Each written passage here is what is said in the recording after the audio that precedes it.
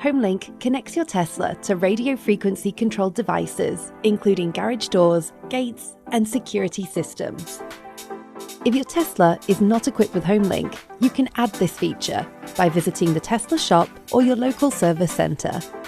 HomeLink must be installed by a Tesla service technician. While programming HomeLink, your garage door or gate might open and close, so make sure it's clear of any people or objects.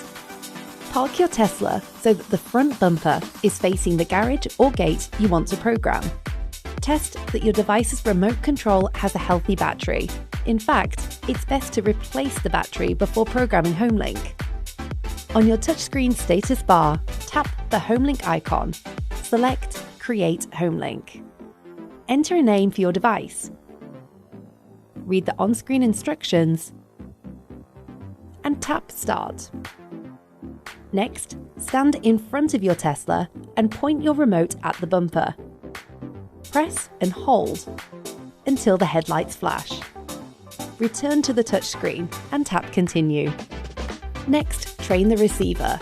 Go to your device opener and locate the Learn or Smart button. If your receiver doesn't have a Learn function, skip this step. The name and color of the button may vary by manufacturer. Once located, press the button and the indicator light will begin blinking. Return to your Tesla to check the receiver training is complete. Press Continue. Your HomeLink should now be programmed. To verify it's working correctly, press Save and tap the device's name within HomeLink. If your device does not activate, you may need to press its name a second time or go back a step in the setup process. Once programmed, you can control your garage door or gate by tapping the HomeLink icon on the touchscreen's status bar. HomeLink remembers the location of your devices and will automatically appear as you approach and disappear as you drive away.